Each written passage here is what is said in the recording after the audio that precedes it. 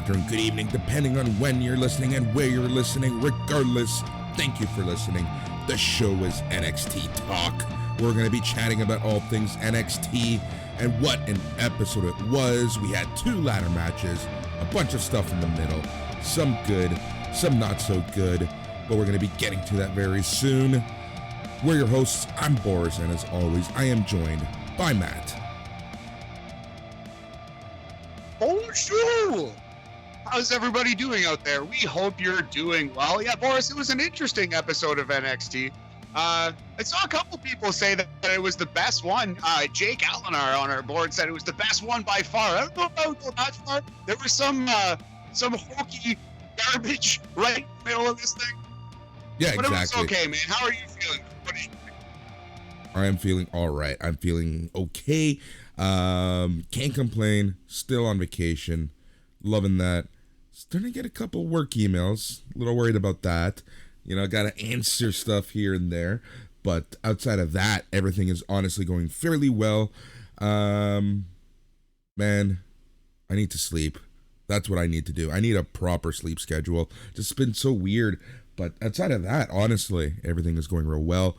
We have tons to chat about today, because it was a pretty hefty episode of NXT 2.0, and then obviously we're going to be chatting NXT UK, and then we're going to be giving a preview to War Games, which is this Sunday on the network, wherever it is you live.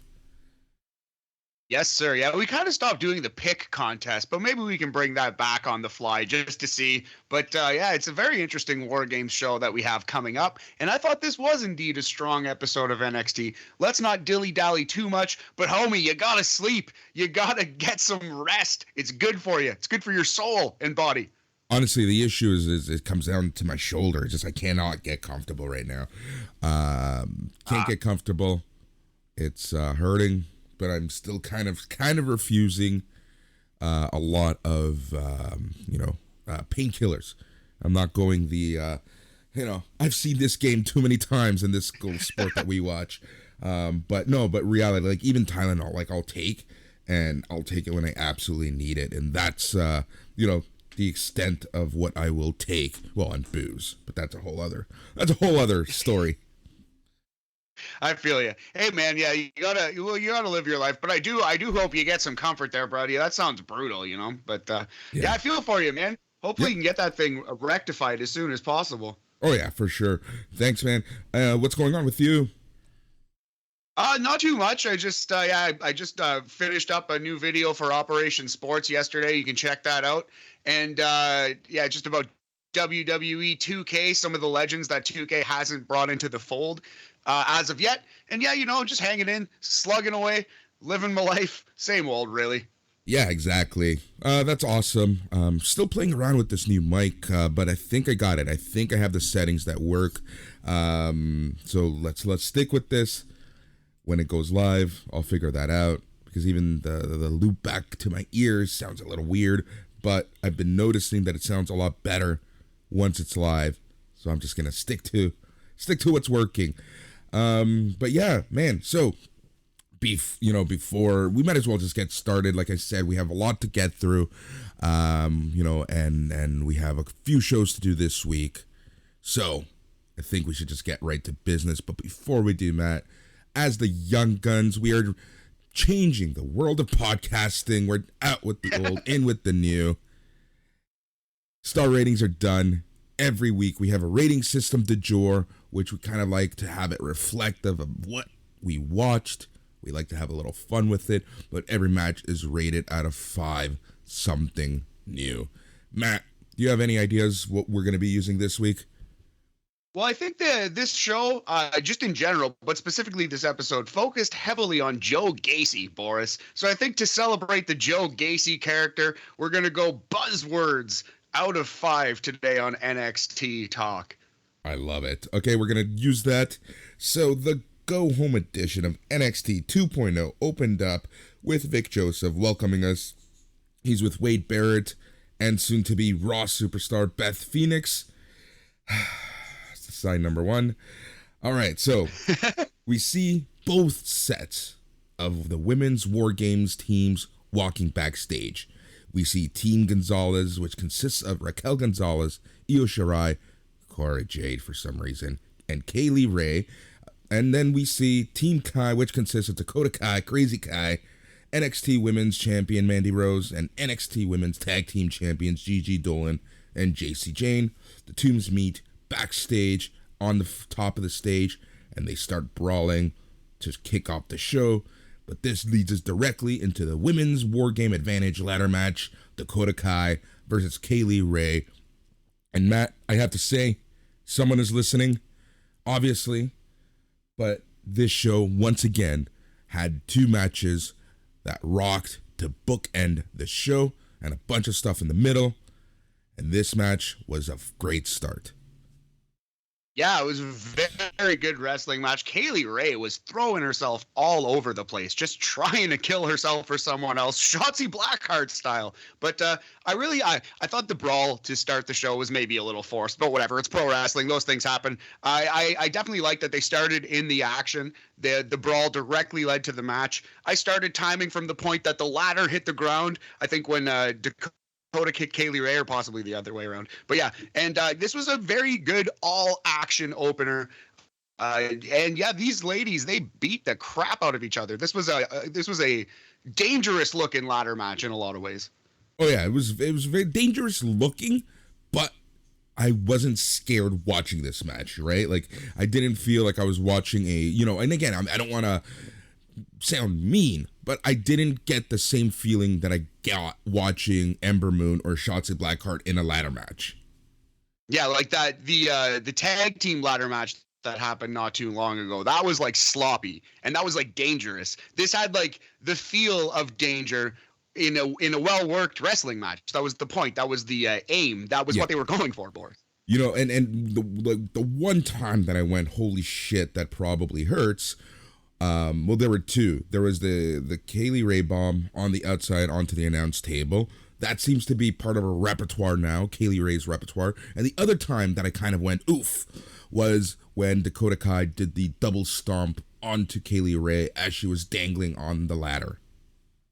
Yes, Dakota El Idolo. That was, that was pretty bad. Also, I think Dakota Kai ate a suplex onto a ladder, and I think she swore on air and it was beeped out. That looked pretty bad too. That any suplex, any bump directly on the ladder, oh man, those are rough.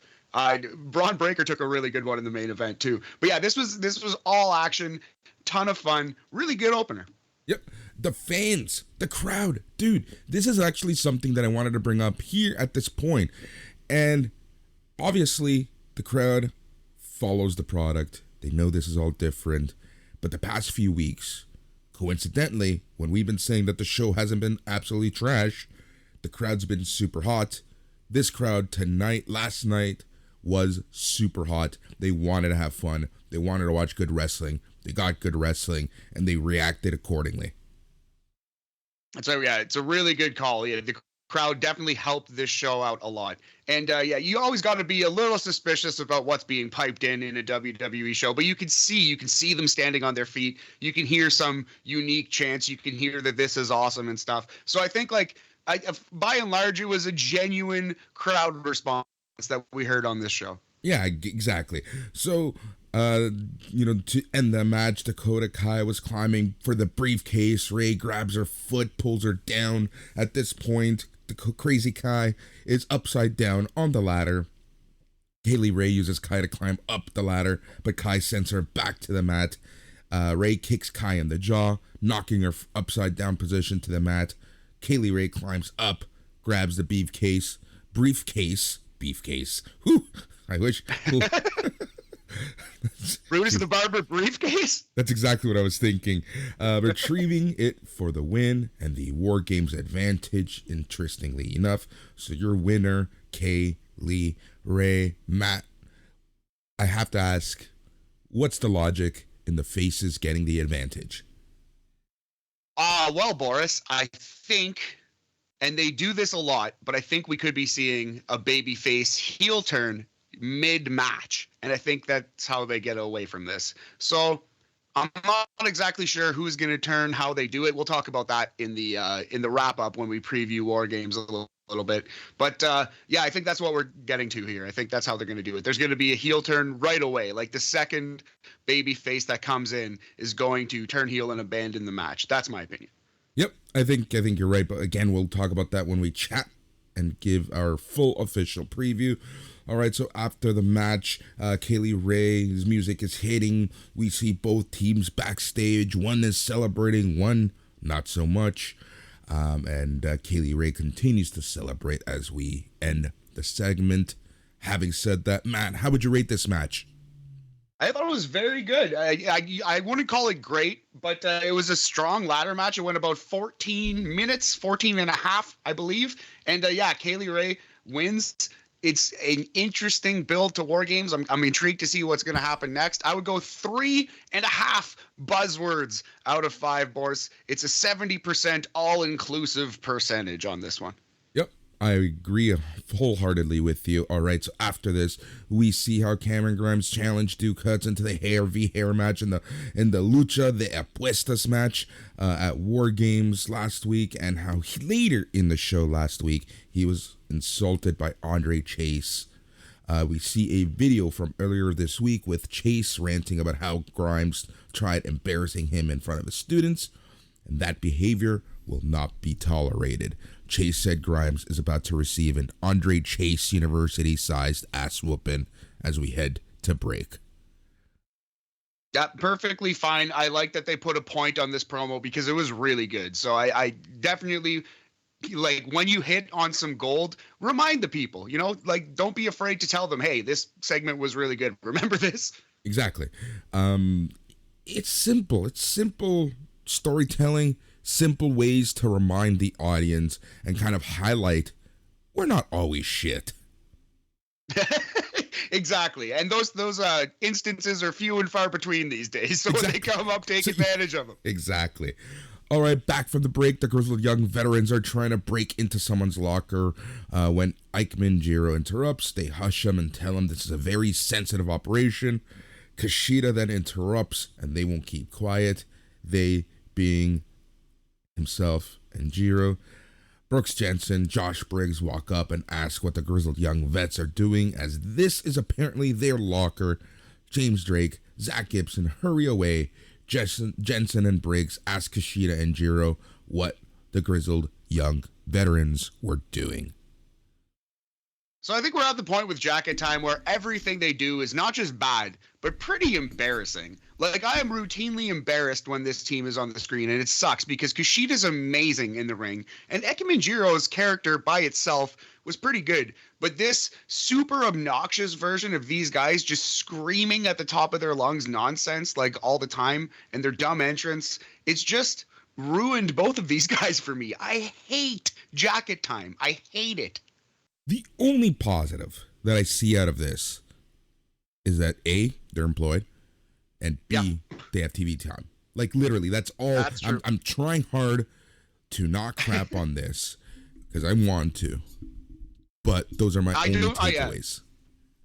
I have nothing bad to say about the performers. This is the role they're given, and they're doing it to the best of their abilities. But boy, do I hate this gimmick so much. This 100%. is maybe my least favorite thing on all of NXT right now. Interesting. I'm going to have to think about that and get back to you on that one. All right, so we go back to the ring, and Cameron Grimes is out as Andre Chase waits. And this leads us into match number 2 of the night, which was Cameron Grimes versus Andre Chase. Pretty short little match, almost a squash. And, obviously the right person won. Cameron Grimes ends up winning, with his cave-in. Again, short, simple, to the point. Right person won. What could you hate about this match? Andre Chase is fun. Cameron Grimes is fun. Matt, what did you think? Yeah, like, this is the point of developmental, right? Like, a quick match, put a guy over, but the thing is, Cameron Grimes doesn't need to develop at all. He should be squashing people on Monday Night Raw if he's going to squash somebody, so it was perfectly fine, like you said, but also it was entirely pointless in a way, but that's fine. It was Cameron Grimes in there squashing someone for 2 minutes. Couldn't call it bad. Very much an average WWE match, pretty much an average WWE Superstars match, but we're going to go 2.5 buzzwords on this one, just right on the Mendoza line, you know? I wouldn't say it's pointless, though. It followed up on his story from last week, which was the whole Andre Chase, Cameron Grimes thing, and we saw something at the end of the match that puts his pay-per-view match over a little more. So I'm not going to say it was a useless match. You're right. Pointless was probably strong. I just meant in terms of like Cameron Grimes getting a squash on your developmental TV show is kind of not the best use of Cameron Grimes at all, you know? Cameron Grimes being on NXT is still not the best use of Cameron Grimes right now. To be 100% honest, like this guy should not be on developmental. This guy should be, you know, at the very least, a prominent mid-card position. Yeah, he should be kind of where Austin Theory is, you know, in that like upcoming superstar role. And he probably won't be because he's 10 years older. But yeah, Cameron Grimes has all the talent in the world. We say it every week, and he proved it again here. Yep, exactly. All right, so after the match, as Cameron Grimes is celebrating, we go to replays, and then none other than Duke Hudson appears on the platform, congratulates Grimes on his last victory with a head of hair. Hudson knows a guy who knows some computer wizardry, and we see some photoshopped images of what Grimes might look like with different hairstyles. Hudson goes on, fans boo him. Hudson talks more trash, says that on Sunday he will take Grimes' hair, beard, and then give him a real reason to cry. Grimes exits the ring, brings Chase back in. Grimes grabs a pair of a razor from the toolbox under the ring because, you know, that's something they have. That's something they need. He's getting ready to trim a Chase, but one of Chase's students pulls him to safety. Grimes takes the mic, looks up at Hudson, and promises to shave him bald at War Games. Boris, are you saying that you don't have a hair trimmer in your toolbox? You never know when you're like fixing a shelf or something and you need to give yourself a quick haircut, or your assistant. I don't know. Clearly no. Yes, very good. So I thought this Duke Hudson promo was quite shit. I didn't like it at all. It reminded me of a bad Chris Jericho WWF Raw 1999 to 2001 promo. Like, it was closer to Chris Jericho, Stephanie McMahon, Planet of the Apes promo than it was one of those good, memorable Jericho promos. You know, it was like a swing and a miss. It was a cheesy bit of pro wrestling nonsense. It was. Duke Hudson is fine. Cameron Grimes remains great. I'm still very excited for this match, but I thought this promo was a miss.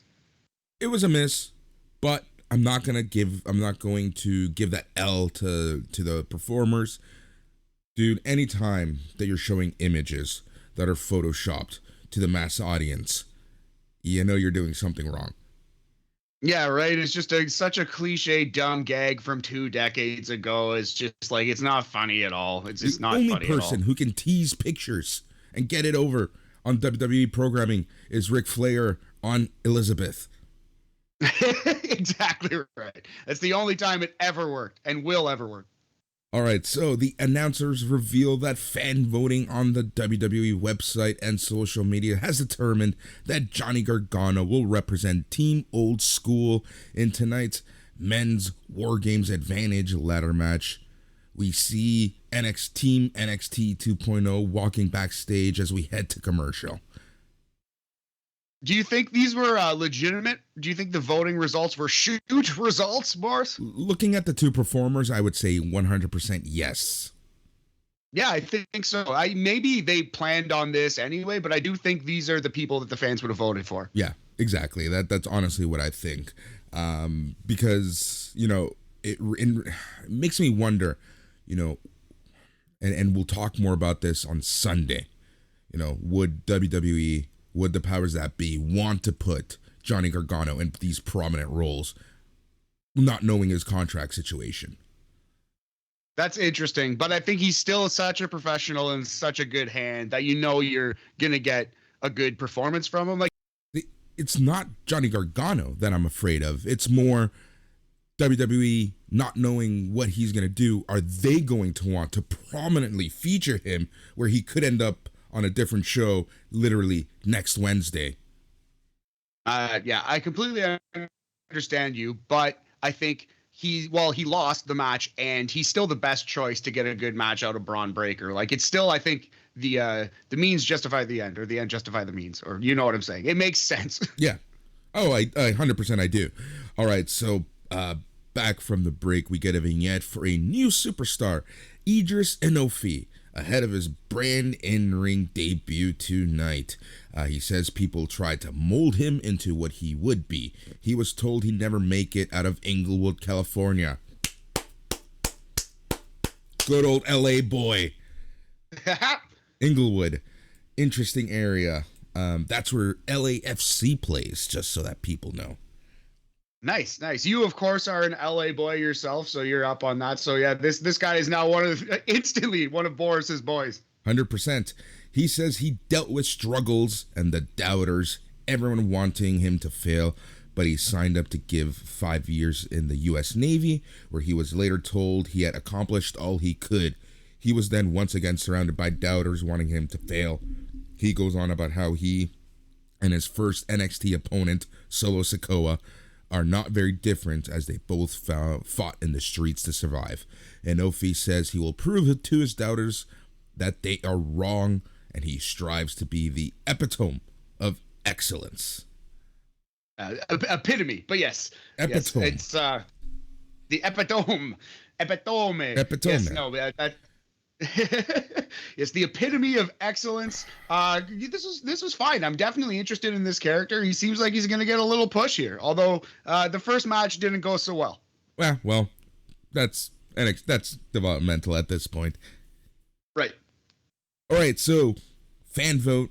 That thing is still going on. Go to the ring. Samantha Irvin is out with Team NXT 2.0, which consists of Braun Breaker with 2 Ks, NXT North American Champion Carmelo Hayes, Tony D'Angelo, and Grayson Waller.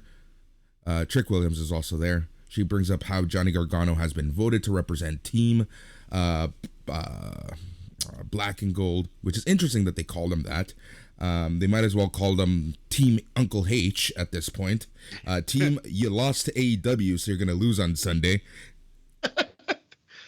Man, actually, quick aside, do you think anyone hits a pedigree in that match? I'm thinking Gargano might hit a pedigree on someone. I was literally going to say, if Gargano hits a pedigree, we know he has not re-signed.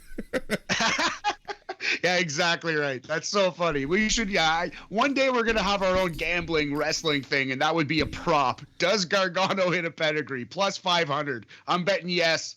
Yeah, exactly. All right, so after they announced that Gargano got the vote for Team Uncle H, Carmelo Hayes takes the mic and cuts a promo on Gargano. Hayes isn't asking Gargano to share, just give him the plate because he is the A champion. Hayes says when he shoots, he doesn't miss. Grayson Waller speaks next and goes on about how hot dogs and handshakes and how Team New School has slapped Team Old School in the face and put it on social media because that's what a good sports entertainer does. Waller goes on ranting until Braun Breaker takes the mic. Breaker with 2 Ks has words for Ciampa, says he's coming for the NXT title after Team NXT 2.0 wins at War Games. And then AO Gabagool, Tony D'Angelo cuts a promo next, says that Team Black and Yellow better bring their best this Sunday because they're going to need it. All right, so Grayson Waller, superstar. Yes. He is a much better Miz than Miz himself. Yeah, I like that. He is, his weird like social media, like I'm the new superstar. He's using all of the sports entertainment, all of the Vince McMahon approved terms. I really like this guy a lot. He's actually grown on me a lot. I thought this was a strong promo from everyone who got a chance to speak. I like Tony D. I like Carmelo. Braun Breaker is always pretty good. He's short and sweet and to the point. This was perfectly fine. This was exactly what it needed to be. Yeah, that's exactly it. It was short, sweet, to the point. Everyone got to the, what they needed to say. They kind of touched on their various feuds, which I liked. So it was an A+ for me. All right, so Samantha Irvin gets a drum roll to reveal who will represent Team NXT 2.0 in the Advantage ladder match, and it is none other than Braun Breaker with 2 Ks. So now it's confirmed Johnny Gargano versus Breaker with 2 Ks in the main event. Breaker takes the mic again and says he will gladly fight. Gargano then interrupts, making his way out with a mic. Gets a pretty cool ovation from the crowd. We get a Johnny Wrestling chant. Gargano says that Team NXT 2.0 wouldn't have a ring to stand in if it wasn't for guys like him. He calls Braun the big bad booty nephew himself, points to how he came out here alone. Gargano tells Braun to prove he's a man by leaving his teammates in the back. Gargano says they want a Breaker versus Gargano one-on-one ladder match, man to man. What do you say? Breaker says he will gladly leave his team backstage and kick Gargano's ass. The music starts up as Breaker with 2 Ks yells at Gargano from the ring. Yeah, I like the crowd really liked big bad booty nephew. They popped pretty hard. That was pretty cheesy, but whatever. That's Gargano. He's a cheesy kind of guy. But yeah, you know, the Johnny Gargano corniness aside, this is pretty fine. And I really liked the part where NXT 2.0 all got to shine on the microphone. Yeah. So this is turning into when they were trying to hide the fact that Brian Christopher wasn't Jerry Lawler's son. Right? But that was like a Jerry Lawler personal choice. Like they both, for whatever reason, wanted that. It seemed like their entire careers. But still. Yeah, but this is just a terrible booking decision. But yeah, there's still like everyone's dancing around it in a pretty fun way right now. At this point, it's almost hilarious. It's almost funny and, dare I say, almost entertaining to see what Steinerism is going to come out from Braun Breaker with 2 Ks. I wonder if they just, when they call him up, if they just call him Braun Steiner. I think they should just split the difference and just go with Braun Steiner. Why not? Yeah, honestly, I can see that happening at this point. All right, so Von SmackDown, Von Beverly, Von Wagner, and Kyle O'Reilly are warming up backstage. And then the hardest working reporter in all of professional wrestling, Mackenzie Mitchell, interviews Joaquin Wilde and Raul Mendoza now. And the rest of Legado del Fantasma is there. They are confident about becoming the new #1 contenders tonight and then becoming the new NXT Tag Team Champions at War Games by defeating Imperium. Santos Escobar speaks up with some words of encouragement, telling them that history is written by the victors. So go out there and show how it's done by writing your next chapter. Elektra Lopez says after War Games, Legado del Fantasma will be draped in gold. Legado del Fantasma heads out as we go to commercial. So clearly, Matt, they're going to lose this match, right?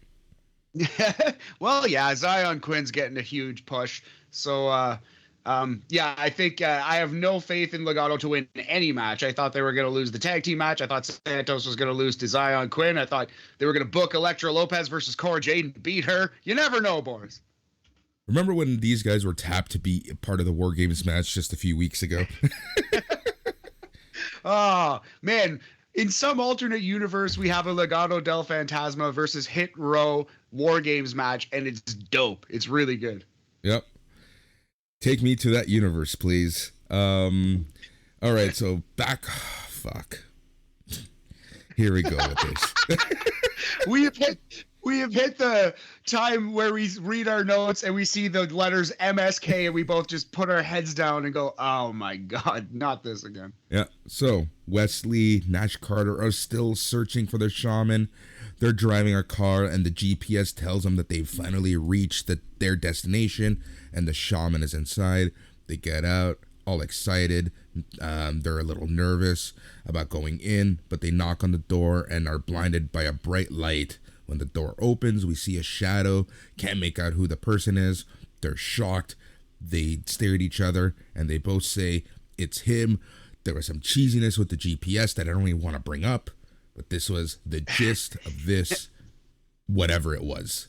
Matt? Yeah, so the game of this comedy sketch, the joke of this scene was that, like you said, the GPS was basically like, it was like a Knight Rider thing that was the car was talking to them, but the car was making fun of them and calling them idiots. And I don't know if we were supposed to believe that they were so stoned that they were hearing things and this car wasn't real, or if they just rented a sassy car somehow. I don't quite know what the actual joke is supposed to be. All I know is it was bad. But to be fair, it wasn't as bad as some of the other ones. But that's like, it's like a 1 out of 10 instead of a 0 out of 10. You know, these are terrible, terrible segments, and I'm ready for them to end. Hopefully, we see who the shaman is at War Games. Yeah, exactly. And I'm assuming that's when they're going to do the reveal of who knows who. I still think it's either going to be Matt Riddle or RVD. We'll see. Yeah. I guessed Rob Van Dam. Actually, we were originally thinking it might be John Morrison or Rob Van Dam, and then you brought up Matt Riddle. I like the idea of Matt Riddle. For some reason, I'm thinking it's Rob Van Dam. Well, it's not going to be John Morrison nowadays. It's not going to be Johnny Mundo. All right. Number 1 contenders match for the NXT Tag Team Championships. Legado del Fantasma versus Kyle O'Reilly and Von SmackDown, Von Beverly, Von Wagner. Call him what you want. He was Von there, and Von showed up with his ugly tights.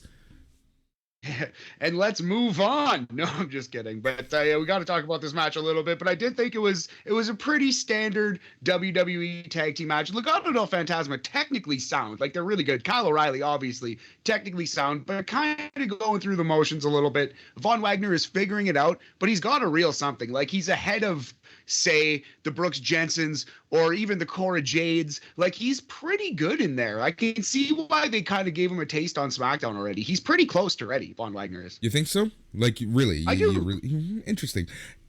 Look, he's not the best, but what he does well enough. Case in point, the end of the match, when they did the total elimination to Joaquin Wilde, when they ran wild on him, that's a move that you can easily screw up with timing, inexperience, etc.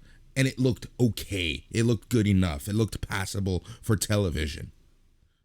Yes, and it's a little like Kyle O'Reilly's doing a full like 180 Mortal Kombat spinning sweep, and Von Wagner's just hitting a clothesline, but he's got to time it perfectly, you know, because you can really hurt somebody with that move. So that's a very good call, and I think it looked awesome. They did it well. Yeah, exactly. They've I can't even come up with enough puns for this stuff at sometimes. All right, so the winners and new number 1 contenders, Von Wagner and Kyle O'Reilly. So there you go. Wagner and O'Reilly versus the NXT Tag Team Champs. Imperium is official for the War Games. The baby faces of Wagner and O'Reilly got the go-ahead, which doesn't surprise me. But unfortunately, Legado is still held back. I need to make and create and sell free Legado shirts at this point. Free Santos? Oh, man. I wonder, speaking of people being free, I wonder how this Kyle O'Reilly thing plays out. Has he re-signed? Is he getting a tag title push with Von Wagner? Or does Von SmackDown turn on him after they lose at the pay-per-view? It'll be very interesting to see. Yeah, we'll talk about that because I do think that the latter is going to happen there, to be 100% honest there. All right, so when we get back from break, the hardest working reporter in all of professional wrestling, Mackenzie Mitchell, is backstage with the NXT Tag Team Champions Imperium. They're confident about War Games, but Kyle O'Reilly and Von Wagner quickly interrupt. Kyle says this team of misfits is one step away from winning the titles. Wagner says they will see Imperium at War Games and calls them dumbasses, which seemed to be his new thing, calling everyone a dumbass. He's channeling his inner Red Foreman. Yeah, that's definitely his catchphrase now. But yeah, pretty uninspired, but at least he's good enough that he's like, you seem to believe that he believes it. You know what I mean? Like, I think that he actually would call these guys a dumbass. I believe that he's that level of clever. You know what I'm saying? So it works for me. So so you're calling him a mimbo. Perhaps a little bit of mimbo, although I don't know if he's handsome enough to hit mimbo status, Boris. Anyway, for this entire segment and the post-match thing with Imperium, we're going to go slightly above average. It is 3 buzzwords out of 5, 60% sensitivity training percentage on this one, Boris. Alrighty. Speaking of sensitivity training, we see a video package highlighting Joe Gacy and his all-inclusive invitational. I cannot believe that is a thing we're going to be talking about on a wrestling show. Head to commercial. Back from commercial break, we get the new Tiffany Stratton vignette. Stratton is shopping, going on about how she's daddy's princess since she was born. He said she should drive the hottest cars, shop at the hottest boutiques, wear the best clothes. Who looks at price tags anyways, Matt? Those are just a bunch of numbers. She says Black Friday and Cyber Monday don't exist at the shops where she shops at.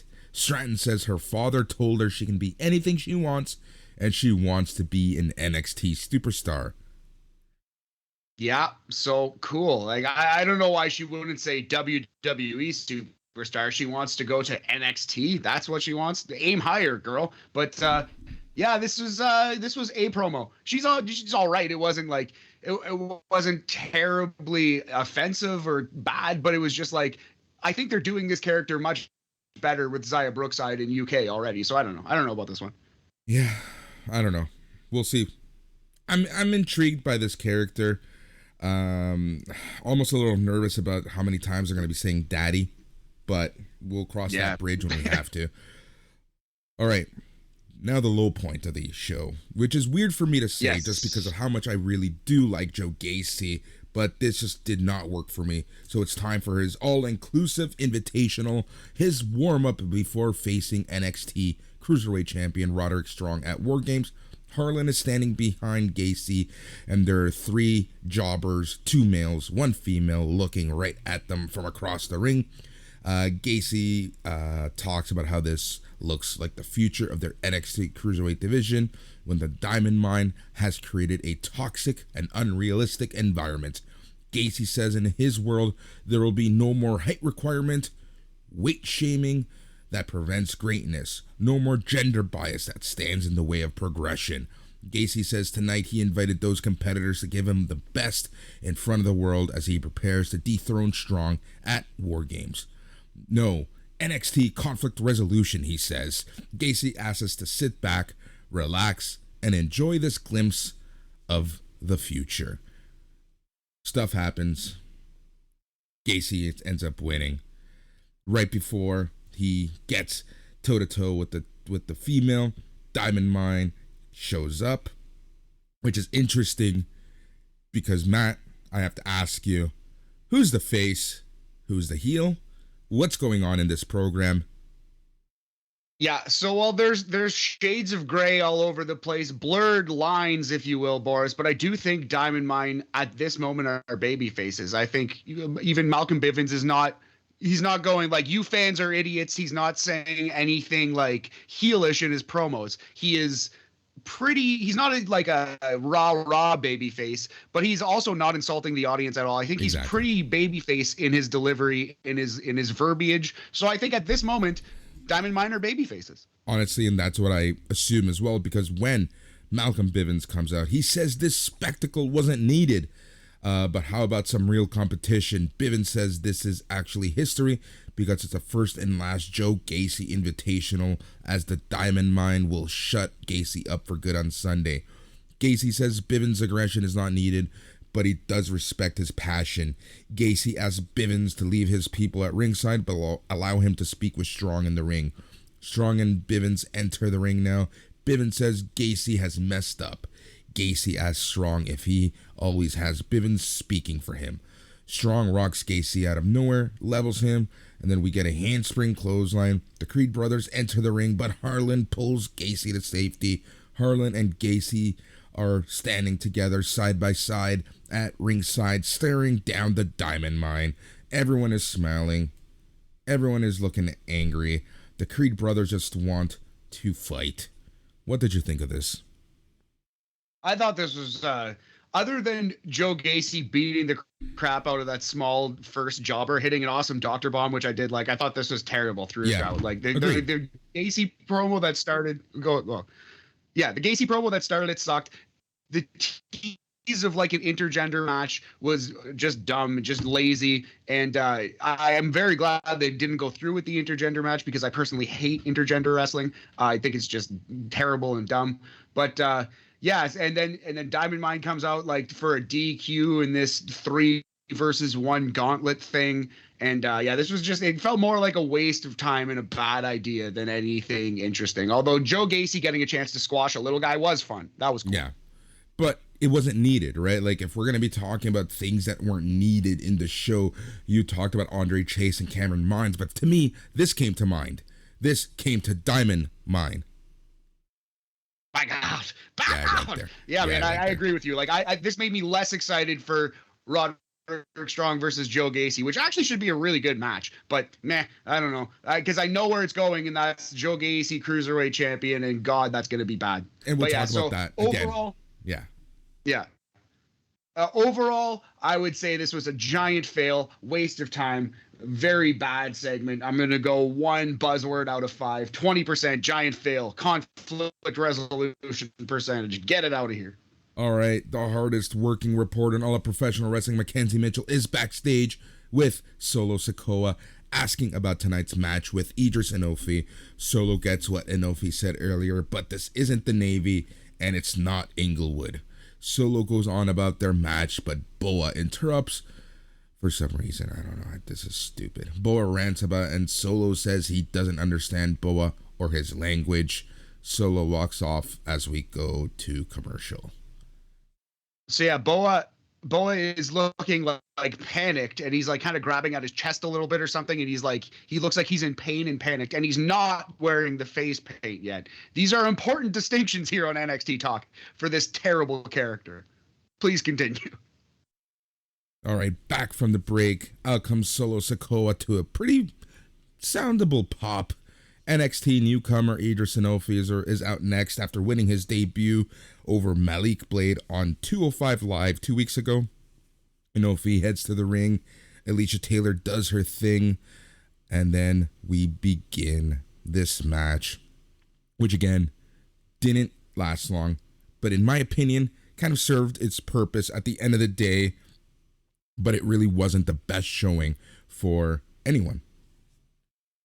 No, it was a very basic match. It was, you know what I mean? It wasn't a terrible fail, but it wasn't a good wrestling match. But this is, to me, this is what NXT 2.0 is going to be. It's fine. Yeah. It's good to have these things but I wouldn't say this was pointless or anything, whereas the Cameron Grimes one was, because Cameron Grimes doesn't need that work. These guys need that work. You know what I mean? They need those at-bats. They need these reps. So perfectly fine idea. It's going to happen on NXT. But yeah, the execution of this one wasn't very strong. Yeah, exactly. And it just, to me, I just didn't, I don't know. I like Solo Sikoa, but I think he is going to get the rocket strapped to him. You can just tell that he's going to be on the main roster very soon, even right after this whole Boa feud ends. Like, I can honestly see him being like, you know, outside of maybe Braun Breaker and Von SmackDown, it's going to be those three that go up fast. Yeah, well, he is an oos, a certified oos. I think it's definitely going to happen, Boris. It's sooner than later. Yeah, all right. So Solo Sikoa wins with a Superfly splash. After the match, Solo was celebrating in the ring, but Boa immediately attacked him. Boa applies the Tongan death grip to Solo, but Enofe makes a save from behind. Boa fights Enofe and retreats just in time to dodge a super kick from Solo.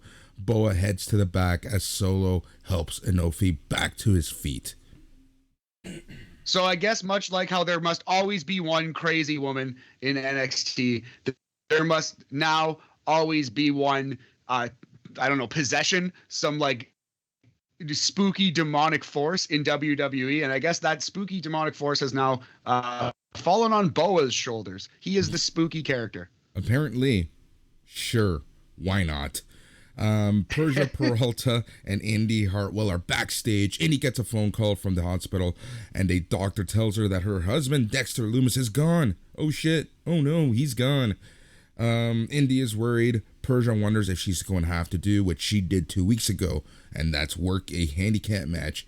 Indy says no, and Persia tells her Dexter will be fine, but their match is next. Persia rushes them out of the room as we go to commercial. Man, what timing! That shit always happens when cameras are rolling right before their match. Right? It's funny how that works. Hey, geez, poor Indy Hartwell. Also, another wrestling logic thing that's kind of funny is like, so the day that Dexter Lumis actually gets injured, Indy Hartwell can't wrestle. She has to stay backstage with Dexter and like nurse him to health while, doctors are actually working on him. But the day that Dexter Lumis goes missing and her husband is nowhere to be found, which arguably to me is a far more serious issue. She's just like, yeah, whatever, I'll just get in the ring. You know what I mean? Like, her husband is missing, Boris. Call the police. I know. I that actually made me laugh so hard. It's like, I love that logic. When logic is applied, one can make more jokes, but that's not very Joe Gacy of us. Yeah, exactly. All right, come on. We have to include everyone, including NXT writers, when we consider who to make fun of and stuff. Exactly. So no shots at the NXT writers, who are all terrible and we hate you. All right. Back from the break, a cameraman, TMZ style, catches up with Zion Quinn outside in the parking lot, asking how the fight with Santos Escobar ended. Quinn says the fight didn't end, it's just begun. He prefers to say. Elektra Lopez approaches and says she wishes Quinn wouldn't fight with Legado, but she admires someone who marches to the beat of their own drum. Insert joke. Lopez wishes Quinn good luck in next week's match against Escobar and says he's going to need it. Lopez walks off and Quinn walks to his car. I like Lopez. This was fine. Zion Quinn, he's not The Rock, he's not Ric Flair, but he can get his point across. Both of these people are confident performers. I like this. This was fine. Yeah, exactly. It's good enough. All right. Speaking of Joe Gacy, we get a progressive sponsored video package looking at the love between Indy Hartwell and Dexter Lumis. You like that, huh? I did. They show how Lumis was injured by Trick Williams and the NXT North American champion Carmelo Hayes. And this leads us into Indy Hartwell and Persia Peralta versus Yulisa Leon and Valentina Feroz. Again, we've seen this the past few weeks. Indy's distracted. Persia Peralta takes it and does it all on her own. She gets the win for her team. Yeah, she needs her finisher needs a name. It's a really cool move. It's like an F5, but she sits out into like an X Factor face buster out of it. I really like that move. This was a pretty standard, typical WWE squash. But you know what? Yulisa and Valentina, that might be a tag team down the road. They were wearing similar gear. They both kind of have something in the ring. They're both pretty athletic. Keep your eye on Yulisa Leon and Valentina Feroz. To me, they were more interesting than this Indy Hartwell Persia Peralta thing. What do you think of this program? Like, we know where it's gonna head. It's clearly gonna head in the breakup of these two and these two eventually feuding. With Persia Peralta probably saying, F you, worry about us. You only care about your man type of thing, right? Yeah, exactly. But what do you think? I think that's where it goes. Like, Persia ends up turning heel and kind of going like, basically saying exactly what you just said. Like, you didn't care enough about the team, kind of heel turn. And I don't know. I'm interested to see how they, work together in a match. It'll be okay. I really like Indy Hartwell as a character. I think she's got a real charisma. We haven't seen enough of Persia Peralta backstage, but Persia's a really good power wrestler. There's a hint of intrigue here. I'm liking it. Overall, I'm intrigued. Yep, exactly. That's honestly how I feel about this. And the other way it could go, it could be Indy turning on Persia, saying, you don't care about me and my life. You only care about yourself and wins. Like, that's important. That's true. And Dexter Lumis could maybe go heel in that process because Dexter needs to be a heel. And that interesting little heel.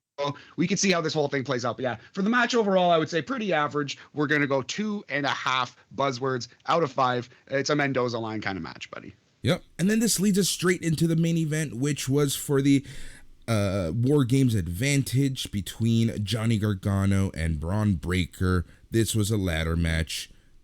You know, I gotta say, I'm a little shocked that the match itself didn't end in a schmoz. Yeah, it was a clean finish. It was exactly what they said it would be in the promo. They both said our teams are going to stay in the back and we're going to have a straight up match and we're going to see who's better. And Braun Breaker said, "I'm going to kick your ass." And Braun Breaker kicked his ass. Gargano obviously held his own. It was a very good wrestling match, but in the end, it was a strong, clean victory for Braun Breaker over Johnny Gargano. The storytelling in this match was great too. Like, I love how they're really leaning towards the inexperience of the NXT 2.0 guys. Like, how many times in this match did Johnny Gargano outsmart Braun Breaker to get the advantage? Like, you know, when he did the drop toe hold onto the ladder. You know, there was other occasions where he kind of outsmarted and outwitted Braun Breaker and kind of used his own intensity and aggression, ruthless aggression against him to get, like, you know, the next move on. And I think Braun Breaker with 2Ks did a great job of going along with it and playing with it. And like the storytelling was great. Like, I'm actually, you know, God bless Johnny Gargano, you know, but I'm impressed with Braun Breaker as well. Yeah, man, I 100% agree with your read on this. I thought the action was good, the storytelling was good. I even liked the commentary, the pillars that we talk about, the production of the match was good. Crowd was into it. I'm going to drop a bomb on you here, Boris. This was the best match in NXT 2.0. This was better than the triple threat the other last week. In my opinion, of course, I think this was the best match that the Rainbow brand has put on yet. For sure, the best match in Braun Breaker's short career. Yeah. You know, and again, like, there were a few spots that looked like they hurt, but at no point did I say or did I have fear for anyone's life in this match. Yeah, well, there was one point where Braun Breaker like balanced directly on his head. When he bounced off the ladder, he rolled like on the top of his head like a top and then hit the ground. That was funny, but his neck is so strong, I'm sure he was in no danger. But yeah, this was crazy. Braun Breaker hit a top rope Frankensteiner. There are all kinds of ladder bumps. This is a very, very entertaining match with a story too. That's one thing that if you wanted to criticize the opening ladder match about, it was kind of just crazy stunts. This was crazy stunts, but it was also a clear through line. It was a clear story that you did a great job of outlining already, Boris. And you know what I'm really enjoying about this is that, you know, we've always been kind of saying, like, you know, ladder matches worry us, confuse us nowadays because they try to always one up each other. What new can you do? And I think these guys figured it out.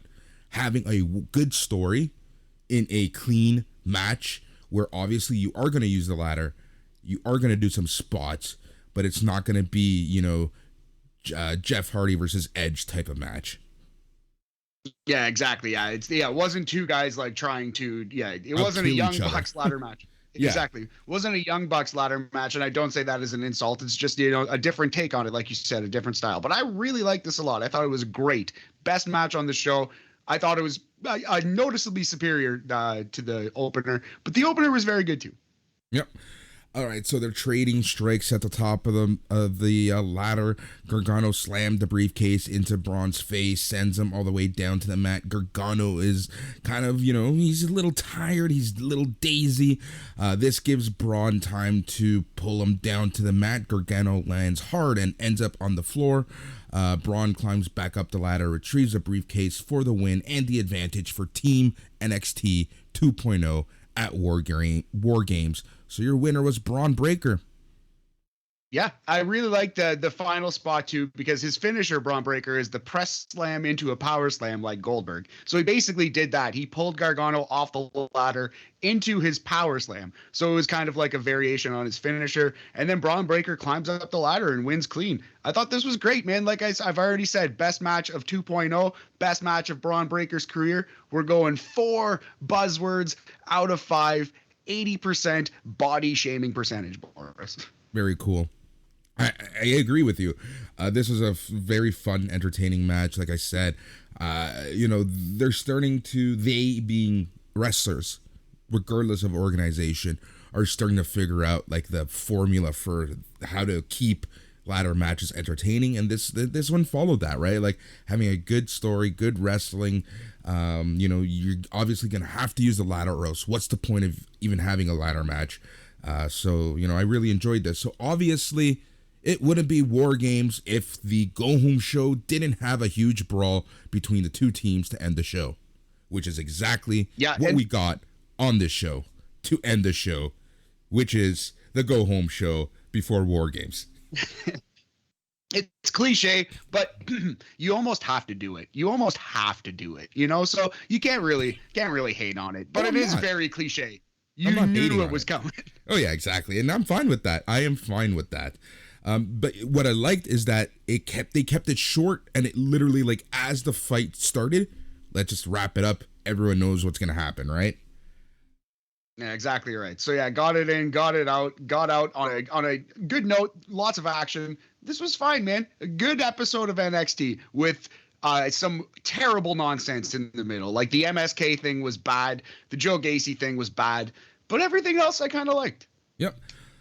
Any last words before we move on to NXT UK Corner? Yes, briefly. I think we missed a promo package for Draco Anthony. He was there. He was sipping on coffee in a coffee shop. He cut a pretty interesting promo. I think, he's another character who's coming in the next couple of weeks. Draco Anthony. I'm excited for him. But it is funny that they have a Carmelo and they have an Anthony. I just wanted to point that out. I laughed at that. But Draco Anthony, I'm excited for him. I'm excited for NXT, excited for War Games. We're at a decent place. Yeah, I agree with you. I did have that in my notes. I just did it Control F, and I hit Anthony, and there he goes. See, this is the issue, and I'm not complaining. It's just like, it's I should know better that regardless of what's happening, when they come back from commercial, there's always going to be a promo package of sorts. Yes. Always going to be some weird vignette, or like when they go to commercial, there's probably going to be an entrance, and then someone's going to be in the ring. Yeah, lots happening on these NXT shows for sure. All right, so it is time to move on across the pond to NXT UK Corner. Hip hip cheerio.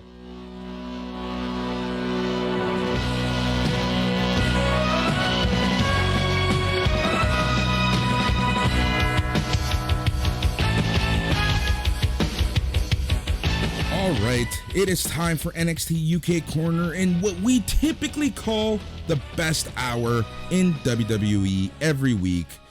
If anything, this show really just does not disappoint. Matt, what did you think of the overall show last week? Yeah, this was a good one. And in the next 2 weeks, we're getting stacked cards for WWE NXT UK. So I'm a little worried because the cards are so stacked that it kind of feels like a referendum on the brand almost. We're getting 3 title matches in the next 2 weeks, basically the biggest matches they can do right now. So it's very interesting. We're at a good place. This show was good. It was definitely, it's reliable. It's the best hour of TV WWE does by far. Yep, exactly. It was a very fun show at the end of the day. All right, so the show started off with a Jordan Devlin facing Mark Andrews. What did you think of this match? Yeah, man.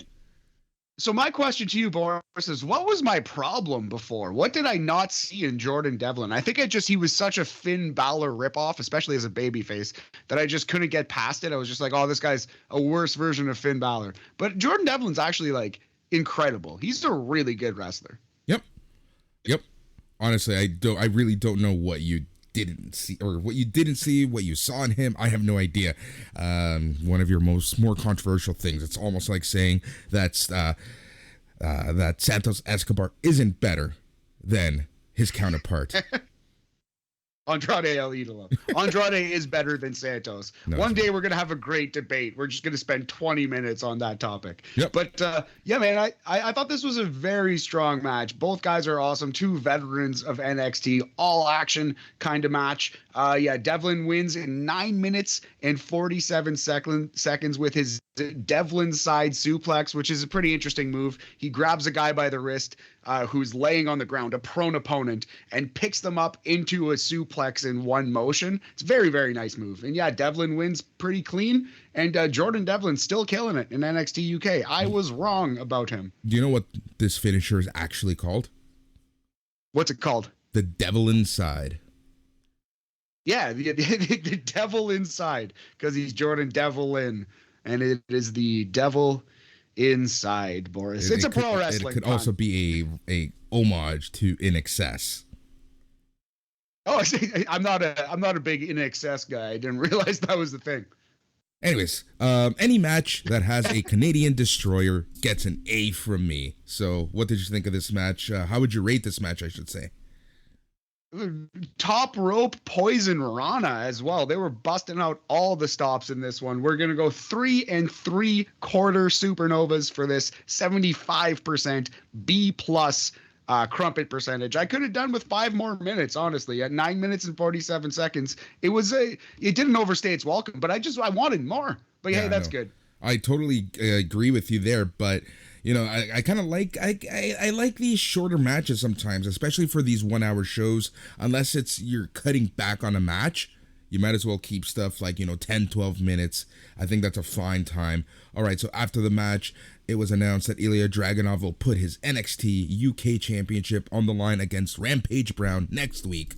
After that, Subculture had a backstage confrontation with Kenny Williams.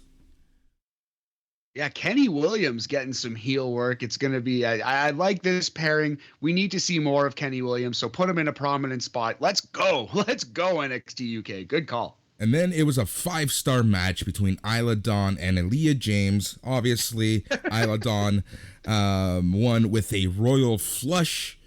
Matt, what did you think?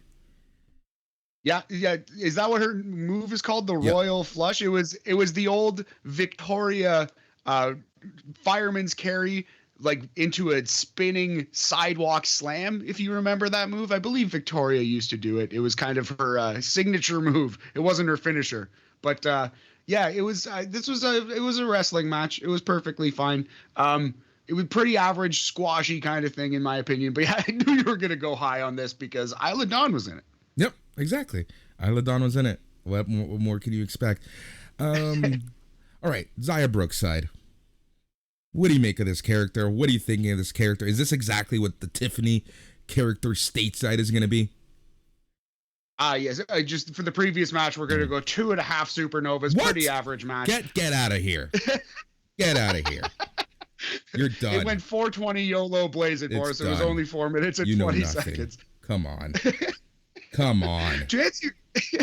To answer your question about Xia Brookside, yeah, I think it's just basically a different take on the Tiffany character. It's more like my daddy runs this show specifically, not my daddy is rich, but it's still like daddy. That's her character. Yeah, in 3 words, her character is daddy. Pretty much. Ginny versus Angel Hayes. This match was 0.5 star at most for me. What did you think? How dare you besmirch the good name of Ginny, a.k.a. Ms. Walter.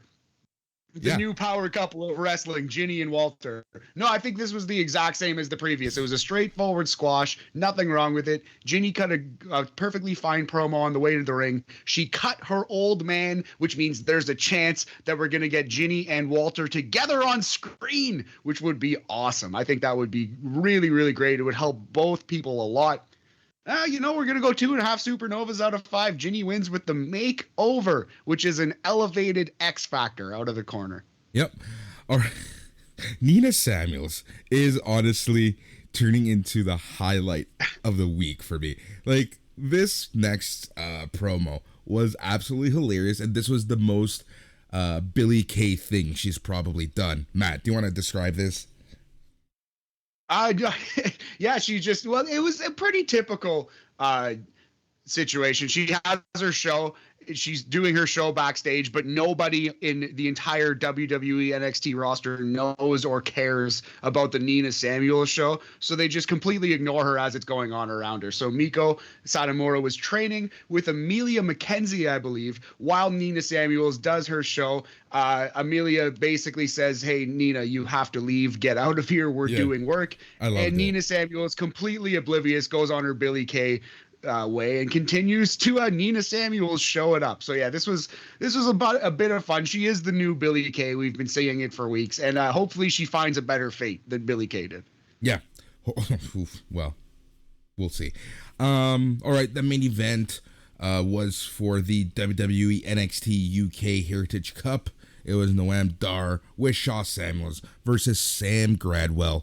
I gotta say, I wasn't too keen on this match. No, really. That's interesting because I actually quite enjoyed it. I thought Sam Gradwell looked really well. I really liked the layout of the match. I like that it, again, like we said, it didn't overstay its welcome. Usually they only do 3 matches on UK, we've noticed. But this week they had to work in a second squash just to put Ginny over and Isla Dawn, Boris, just to please both of us. So this one didn't go very long either. With 4 rounds, it went under 12 minutes. At 11 minutes and 56 seconds, I timed it at. But yeah, so Shaw Samuels kind of gets involved a little bit. Noam Dar wins in 254 of the 4th round with the knee bar, the Champagne Super knee bar. I thought it was pretty good, man. I think the issue that I had with it was that it felt rushed. And typically these Heritage Cup matches, I kind of like, the pacing of it. But this match felt rushed. I'm not saying that 4 rounds is a bad thing, but it just didn't feel smooth. It didn't feel, I didn't get that satisfaction that I usually get after a Heritage Cup match.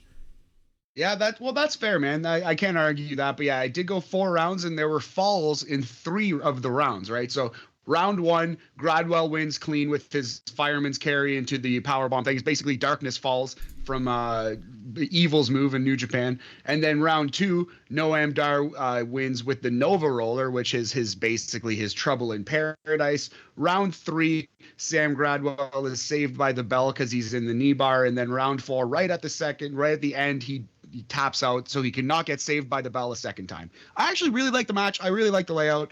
Yeah, I thought it was better than you did, Omi. I guess that these things happen sometimes. I would go 3.5 supernovas out of 5, Boris. 70% Noam Dar percentage. All right, man. So that was NXT UK. Again, a very entertaining hour. More squashes than what we usually get out of these matches or out of these shows. But it at the end of the day, it always serves its purpose. So before we go, it is the go home show before NXT War Games, which is this Sunday. Just a reminder to everyone, we will be having a podcast directly after the show.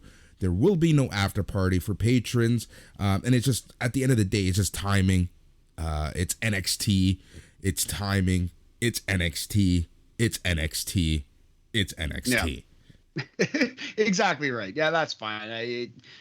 We're gonna still be up right away as soon as the show's over, so it'll be fine. Not on YouTube this time, but we'll be back very soon with a proper after party with Zoom and such. But yeah, man, big things coming for the NXT, both brands. So yeah, do you want to get into War Games right now? A little preview. Yeah, let's get into War Games. So there are currently 5 matches advertised. As always, card is subject to change, and I'm pretty sure there's going to be at least 1 match either added or put into the pre-show. They tend to do that for NXT shows. It's only a half-hour pre-show, but let's get to it. For the first match we're going to chat about is for the NXT Cruiserweight Championship. Roderick Strong, your champion, versus Joe Gacy. So both of these guys are really good wrestlers. This should be an excellent in-ring match if they get a lot of time. I am worried that we're going to get Joe Gacy as Cruiserweight champion and doing weird things with the belt and ultimately canceling the title and removing the Cruiserweight title from WWE canon for heat, as it were. Yeah. And I think that sucks and I hate it, but that's my read as to where we're going. But the match is going to be good, man. Oh, I think the match is going to be great. I think that because it is a quote-unquote pay-per-view, special event, whatever you want to call these nowadays. I still call them pay-per-views because technically you pay for the network to view it. I think it's going to be a good match. We're going to finally see what Joe Gacy is made out of. I think the match is going to get the time that both of these guys will be able to shine. And, you know, we'll see what the future holds for Roderick Strong, really. You never know what's going to happen with anyone from the Uncle H era. Yeah, well, Roderick Strong seems to be like that accepted veteran. Like, they need some vets. They need some people who can coach. They need some people who are actually good in the ring, who can teach these people on the job. And I wonder if Roderick Strong is just going to be that NXT lifer, because he is absolutely incredible in the ring. But you're right. You never know with Papa H, guys. We'll see. But I'm excited for this match, and I am dreading what is to come after the match. And I think it's safe to say that both of us think that Joe Gacy will be the new champ. Yes, yeah, I think if we're doing a pick contest, we would both hitch our wagons to Joe Gacy. Yep. All right, the next match, NXT Tag Team Championship match, Imperium versus Kyle O'Reilly and Von Beverly, Von SmackDown, Von Forehead, Von Wagner. So is Kyle O'Reilly going to be in that role that we just laid out for Roderick Strong? Is he going to be an NXT lifer who's like a coach, who's like an on-the-job trainer? Or does he want more? Is he going to be more than that in the wrestling world? I think Kyle O'Reilly's going to leave NXT, and I think he's going to go to AEW. So I think he's going to lose this match, and Von Wagner's going to turn on him. I think that's how this goes. So I think you're right. I think Imperium's going to win. I think Von Forehead is going to turn on him, and at least they're going to have one match together where Von Forehead, Von Wagner, Von Beverly, Von SmackDown wins the match. Yeah, I think you're right about that, buddy. And I think Kyle O'Reilly goes on to greener pastures and All Elite Wrestling. So Imperium will win this match. And hey, Imperium and Kyle O'Reilly are all incredible. And like we said, I think personally that Von Wagner is he's pretty close to ready, if not ready. He's noticeably better than some of these guys. So I think it'll be a good match. And again, just to for completion, both of us are saying Imperium are going to win this match. Yes. All right. Lucha de Apuestas match. Hair v. Hair. Cameron Grimes versus Duke Hudson. So I wonder if, because Cameron Grimes' new look with like the slightly shaved beard and the, trimmed hair, it's definitely way better. It's working for him. So I do kind of wonder, but at the end of the day, why would you shave Duke Hudson's head? He's already got like short hair. He's like a good looking, handsome baby face who's just getting started. There's way more juice in shaving Cameron Grimes' head, update his look a little bit, and then Duke Hudson has something on his mantle forever. He can always say he's the man who shaved Cameron Grimes bald. So I think for sure Duke Hudson wins this match, probably through blatant cheating. Yep, that's exactly what I think is going to happen, because some will say he has an ace up his sleeve. You see that poker reference? Back out, Boris, back out. That's true. Maybe he'll get a little some sidekick action, a manager of sorts. Yeah, we'll see what happens. So both of us are saying Duke Hudson is winning. See, this is why, yeah, there's no point in doing the pick contest for this because I think all of our picks are going to be the same. So Cameron Grimes is going to be sporting the bald look in a couple weeks. All right, so the women's War Games match, Toxic Attraction, Gigi Dolan, JC Jane, and Mandy Rose, along with Dakota Kai, are facing Cora Jade, Io Shirai, Raquel Gonzalez, and Kaylee Ray.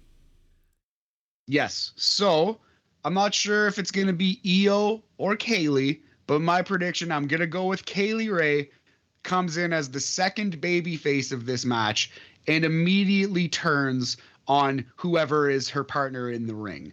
I think the better story is Kaylee turns on Cora Jade. And then, but do you want Cora Jade to be selling for 10, 15 minutes of this match? Do you actually think that? So it might be Io Shirai that comes in first and then Kaylee Ray turns on her. But my prediction for this match is the second baby face in, as soon as they would get the advantage, is going to turn on her partner. I'm guessing Kaylee Ray turns on Cora Jade. That is my official prediction. Toxic Attraction and crazy Dakota Kai win the match. Yep. Agreed 100% with you there. So Toxic Attraction and Crazy Kai get the win there, and this leads us into the men's War Games match. We get Team Uncle H of Tommaso Ciampa, Johnny Gargano, LA Knight, and Pete Dunne versus NXT Team Rainbow, Braun Breaker with 2Ks, Carmelo Hayes, Grayson Waller, and A.O. Gabagool, Tony D'Angelo. Man, I'm extremely excited for this match. I have no idea why. Like, I know who's going to win. I don't think it's very much in doubt at all. Uncle H of Team, of course. No, I think for sure Team 2.0 will pull it off. But I'm very excited to see how these 8 guys mesh. I'm excited to see what crazy things Carmelo and Grayson Waller do to impress. I'm excited to see perhaps Johnny Gargano's last ever match in NXT. Who knows? Pete Dunne has been like just working like an angry Super Bowl lately, just bouncing around the ring, elbowing people in the face. This match is going to be good. I'm very, very pumped for it. I can't wait to see it. Of all of 2.0, of every moment of this dumb Rainbow brand, this is the thing that they've done, I think, the best. This is their most interesting program, and this is the most I've been excited for a match. Honestly, I will be shocked if Pete Dunne doesn't start this match for Uncle H's team, and whoever, it could be anyone on the other side. I feel sorry for them because they're going to get their asses kicked for however many minutes, 2 minutes or whatever, 5 minutes. Yeah. I think you want Grayson Waller and Carmelo Hayes to come in hot to get that House of Fire pop, because I think they're both very athletic, and Braun Breaker is the anchor. So I think it's going to be Pete Dunne and Tony D'Angelo that start this match, and Tony D'Angelo is going to get him an education. That man is going to get elbowed in the mouth. It will be a lot of fun. Yep, he's going to be elbowed in the Specules for sure. Right in the gabagool, Boris. Right in the gabagool. Well, oh, poor guy. But yeah, so again, both of us predicting that the Rainbow brand is going to win. Go figure. Can you imagine a world where Uncle H's team wins this match? No, I can't. Unless they're doing unless they want to extend this feud, I absolutely can't. I cannot. I think Breaker pins Ciampa to continue that whole build. Yeah. Question, and I was going to bring this up on Sunday, but I'm going to bring this up now just in case something happens on Sunday. Is Samoa Joe alive? Has anyone seen Samoa Joe in 2 months? Oh, interesting. NXT 1.0 featuring Samoa Joe. NXT 1.0 Joe. By God, Boris, is he going to interfere in this match? No, I think once Triple H went away, Samoa Joe went away again. I think Triple H and Samoa Joe are clearly like linked, and you can just see that in terms of when and where Samoa Joe left. You know what I mean? I think that's, I don't know his contract status, but yeah, that's for sure. Yeah, sorry about that. Ooh, got to get a little ahead of myself with the music there, just so that people know. Again, all the music is always live. We do this show typically in one take. So, these blunders can happen. Sometimes everything is live. All the sound effects happen on the fly. But yeah, so that's the show. We will be back tomorrow, Thursday, with BAM. We have tons of sports to talk about, which I feel like we say every freaking week. But this week, for sure, we have a ton of MLB free agency news. We have CBA news. We're going to be talking NFL. We're going to be chatting, giving our mid or quarter year review on the NBA and the NHL. And then on the wrestling side, we're going to be talking some ML dubs, some NWAs. For some reason, we're going to be talking about NWA and ROH as we get inch closer to the end. But yeah, that's BAM. And then on Friday, you're going to be getting the old fucks. Well, it's at least one old fuck and one new guy, as Dan is going to be joined by the new guy on the team, Mike McGuire. He's going to be an honorary old fuck on Friday as they review Dynamite. And then on Saturday, you get 2 shows. You get the Smack Daddies talking all things SmackDown, and then you will get the Dark Side of the Elite Gentlemen talking about Rampage on Rampage Rollout. Then on Sunday, Jason and Mike are going to come back at you over the radio. But as a patron, you get the show early, typically in the afternoon. And then we go back to the rotation. And I believe that next week, Mike is going to be joining Jason on the midweek markout. That's going to be a lot of fun. Welcome to the team. Trial by fire. Have fun with Raw. The midweek mic out, yes. Also, Sunday evening, right after the show, we're going to be recording our War Games review. That'll come at you as soon as that is done and ready, hot and fresh out the oven. Like I said, man, NXT, very exciting in the next coming weeks. NXT UK Thursday, 2 title matches, Dragunov versus Rampage Brown, Miko Satomura versus Xia Brookside. The week after that, tag team title match, Pretty Deadly versus Mustache Mountain. 2 War Games matches coming up, Hair versus Hair, Lucha de Apuestas, Santos versus Zion Quinn. Lots of fun things, buddy. He's Matt. I'm Boris. The show is NXT Talk, where we talk about all things NXT 2.0, Rainbow Brand. Go Uncle H. Go Team H. I feel sorry for them. Good night. Yeah.